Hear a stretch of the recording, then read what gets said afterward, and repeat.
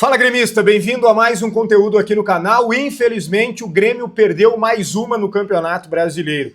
A gente vem perdendo fora de casa, mas a gente vinha ganhando em casa e isso não se repetiu, infelizmente, por diferentes motivos. Sabemos da qualidade do Cruzeiro, sabemos que o Cruzeiro hoje é um dos melhores times do futebol brasileiro, somente atrás do Flamengo e do Palmeiras, e isso, sem dúvida alguma, precisa ser levado em consideração. Mas nós não podemos olhar para isso e tapar o sol com a peneira. Nós precisamos olhar também para o Grêmio, para aquilo que o Grêmio deixou de produzir, para a atuação que foi ruim do Grêmio. Não faltou entrega, não faltou disposição, o Grêmio entrou em campo determinado a competir, a brigar, a ganhar as disputas, mas o Grêmio não conseguiu sequer apresentar um futebol que colocasse o Cruzeiro, pelo menos em alguns momentos, no seu campo de defesa. O Grêmio praticamente não criou oportunidades, a não ser mais na reta final do jogo, naquela base do bumba meu boi mesmo. Joga a bola na área, cruzamento, briga, tenta, a bola espirra, sobra, finaliza. Ali sim o Grêmio criou oportunidades. O Cássio fez pelo menos duas grandes defesas. E mais uma na cobrança de falta, bola parada. Muito boa cobrança do Marlon, que o Cássio quase aceitou. Mas, de modo geral, o Grêmio foi superado pelo Cruzeiro de uma forma justa. Não que o Cruzeiro tenha feito um grande jogo, que o Cruzeiro tenha amassado o Grêmio, não.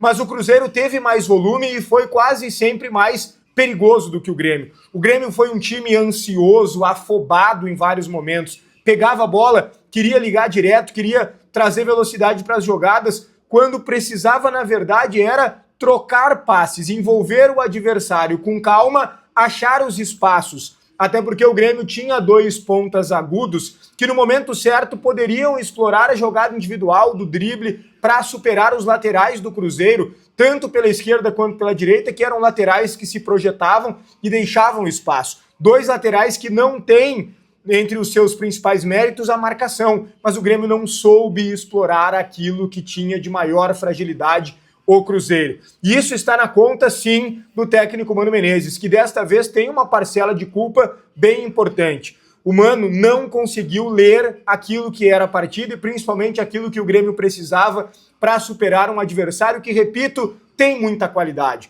Um adversário duro. O jogo não seria fácil, mas o Grêmio poderia ter apresentado mais. Mesmo que tivesse perdido, mas precisava apresentar mais do que apresentou. O Grêmio se tornou um time em determinados momentos do jogo atrapalhado, perdido. O Grêmio não soube atacar, não soube principalmente, porque antes de atacar, né, existe um processo, controlar o meio-campo. E isso passa muito também, sim, passa muito sim por individualidades. Eu aqui estou colocando a responsabilidade do técnico Mano Menezes, mas eu também preciso falar das individualidades. O Grêmio tem um meio-campo fraco. O Grêmio tem um meio-campo que é uma ilha chamada Arthur. O Arthur pega a bola, gira para um lado, para o outro, passa pelo marcador, quebra a linha, tenta achar o passe, mas não tem ninguém nesse meio-campo que combine jogadas com ele.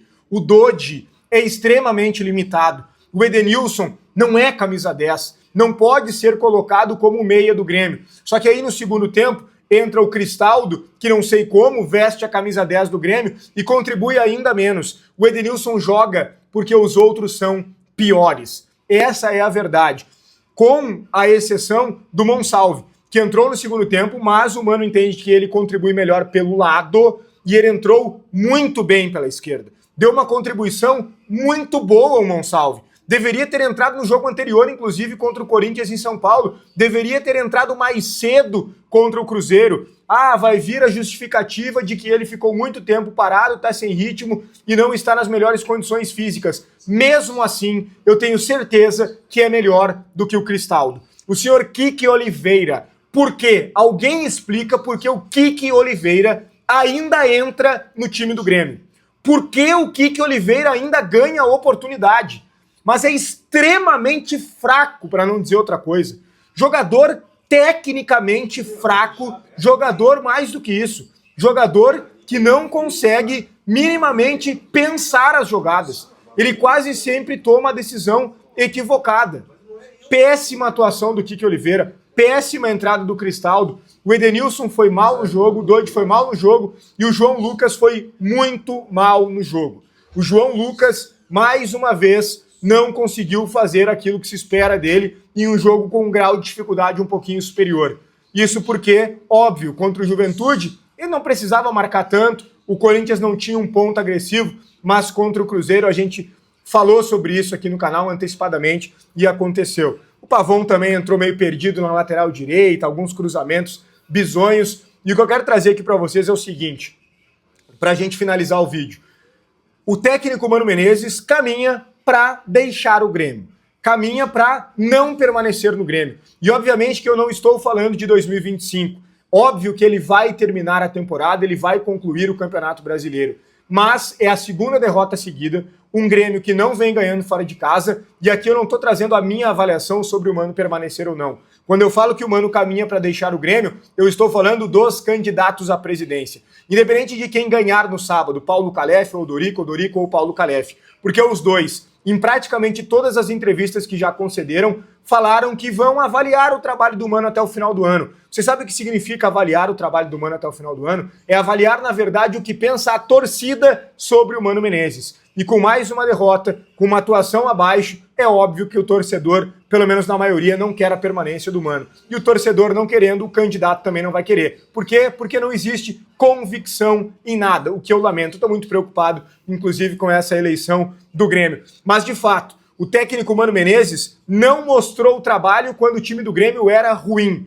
Mostrou o trabalho quando o time do Grêmio melhorou, mas essa evolução precisa continuar. Eu dou os descontos das individualidades abaixo, das peças insuficientes que o Grêmio tem, dos desfalques, inclusive porque logo o Grêmio terá, depois da data FIFA, retornos importantes para as últimas 5 rodadas, o William e o Marcos Rocha. Tenho certeza que vão acrescentar muito, mas o Mano poderia ter feito o Grêmio contra o Cruzeiro, especificamente, pelo menos, ter produzido mais. O Grêmio produziu pouco e perdeu o jogo merecidamente. Bom, não preciso nem dizer, né? Vaga de Libertadores, de pré-Libertadores, bom, isso não é realidade, a gente não pode nem sonhar com isso, porque senão a gente vai estar se enganando. Mas eu também acho que pelo menos rebaixado o Grêmio não será. Esse risco, pelo menos, o Grêmio não corre. Quem corre é o nosso rival. Não é hora de falar sobre o nosso rival, mas eles sim estão bem mais ferrados do que a gente, beleza? O conteúdo tem a força de Matiello Corretora de Seguros. Para tu fazer o seguro do teu carro, da tua casa, seguro de vida, é Matiello Corretora de Seguros. Fala direto com o Matiello, proprietário,